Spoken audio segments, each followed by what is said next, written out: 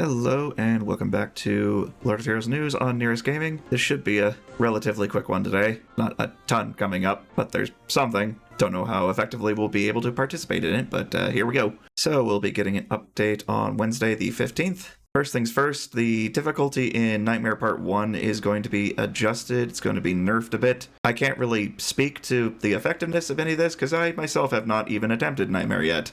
It's kind of holding on to that for a recording so I could get my first time reaction.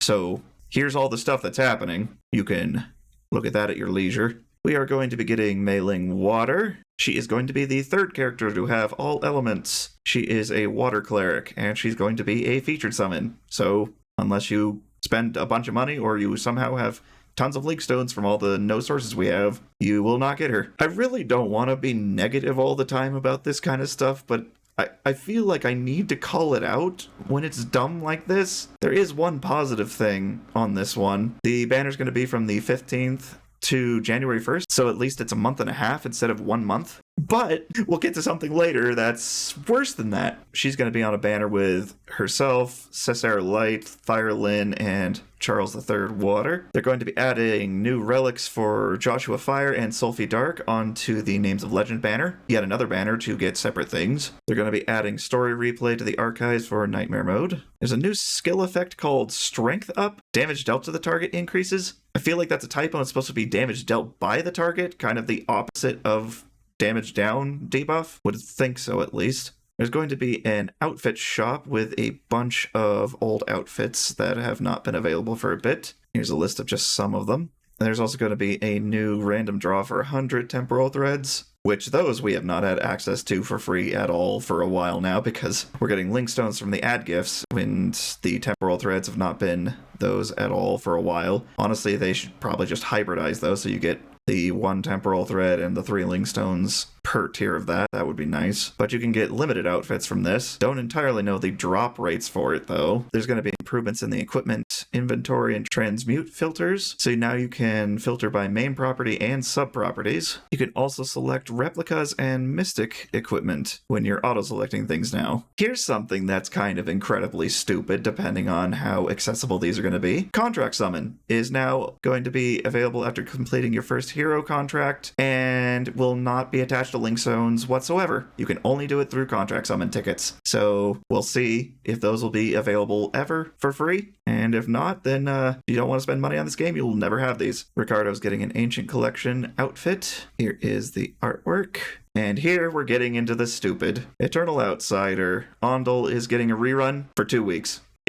Not even a month, like the really short period for those other ones, 2 weeks. So if you want to get them, here's hoping you have Linkstones anywhere in the short amount of time you have. Buryu, who is a really good unit. 2 weeks. Good luck. Yeah, we've gone from featured summon being something that you kind of look forward to and hope for reruns to being just an embodiment of good luck, hope you get something, maybe. Let's see here. In the span of 2 weeks, if you do 10 runs of Silent Straits each day, and you get 12 Linkstones from ad gifts each day, if that keeps going, we'll see. In 2 weeks, you would have enough for a whopping 6 pulls. Guarantee is at 90. And if we extrapolate that out, if I'm calculating this right, with just those from ad gifts and 10 runs for sure on Silent Straits each day, to get a guaranteed 90 pull, it would take you 7 months of farming. Just a measly 7 months, barring any events, which have been scarce. Thankfully, that's a bit of a different thing this upcoming update. Having it take over half a year to guarantee a single hero when there are like 10 banners at a time is absurd. And just no. And time limiting the banners. Why are they time limited?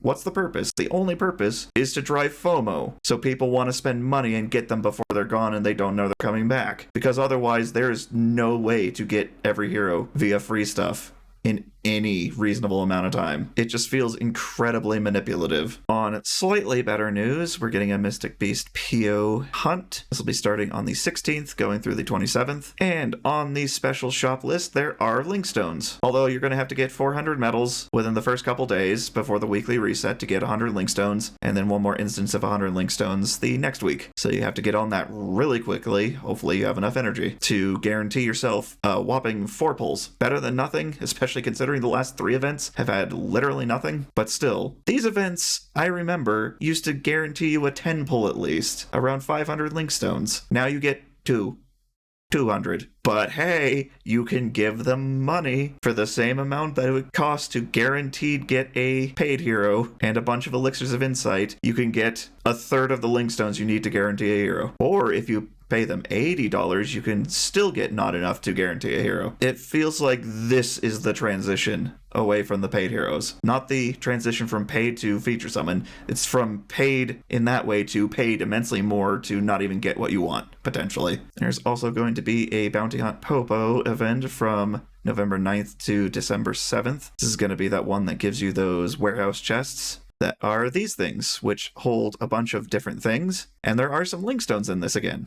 which is great. The only thing is it seems you can get 4 of the Linkstone boxes total, and they have from 50 to 125 Linkstones. So you could get a 10 pull from this. Could. Maybe. If you're lucky. Otherwise, you're going to get 4 pulls. But other than that, there are Renown, Crystal, Elixir, Energy, and Gold chests. So there are a lot of things that are good here to pick up. From the 15th to the 22nd, they're going to be Energetic Efforts, which will get you a tiny bit more Linkstones for using energy each day. This can be anywhere from around little 3 Linkstones to, I believe I got 50 once. I don't remember. It's very varied and random. Daily battle training from the 15th to the 24th. Paid to upgrade from the 16th to the 19th. Obelisk Ascension from the 23rd to the 26th, which is now not based on stages completed, but Sigils of Bravery used, which is a nice change. Arena Fighters from the 26th to the 1st. For some class runes, I'm going to need to do this because I'm short on striker runes. From the 15th to the 1st of January is going to be a Water Mei Ling cleric banner, and then from the 15th to December 1st, it's going to be a Warrior Ondel Earth banner and a Commander Dark Buryu banner. Now with all of that out of the way, let's get into Mei Ling. So she's a new water cleric, which is nice. She seems very good. She just seems very samey with every other cleric that's been coming out lately, which is not bad. It's nice to have multiple options of different elements for that same playstyle, but they're all so similar. Here are her level 1 and level 70 stats. Really good health for good reason.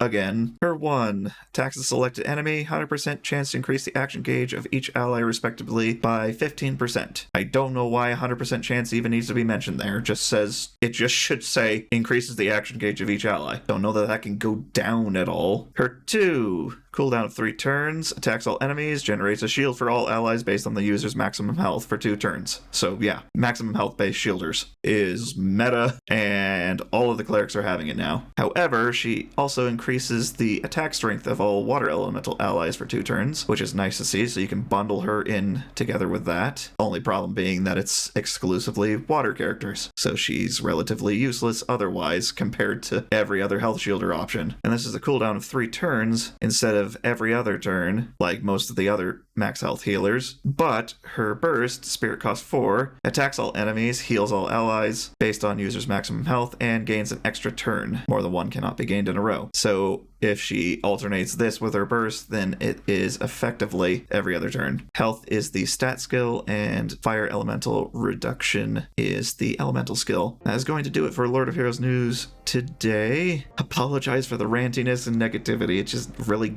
gets to me when it's so blatantly obvious that there's manipulation involved and everything is leaning hard into a gacha system that provides no resources for free-to-play players. It'd be like if you played Genshin and you didn't have achievements, a potential daily login thing, summon materials for quests. You have to work for it in Genshin to get a lot of summon materials, primo gems, to be able to guarantee pulls, but it's potentially doable at least. This is just like, yeah, no, if you want any guarantee of anything, especially to keep up with a new hero every month and more, like when we had the Code Geass event for 3 new heroes and then immediately after immensely more, it's just not tenable, and you're gonna drive away tons of free-to-play players, even after you literally got rid of paid-only heroes. That makes no sense. But anyways, I will see y'all in the next video.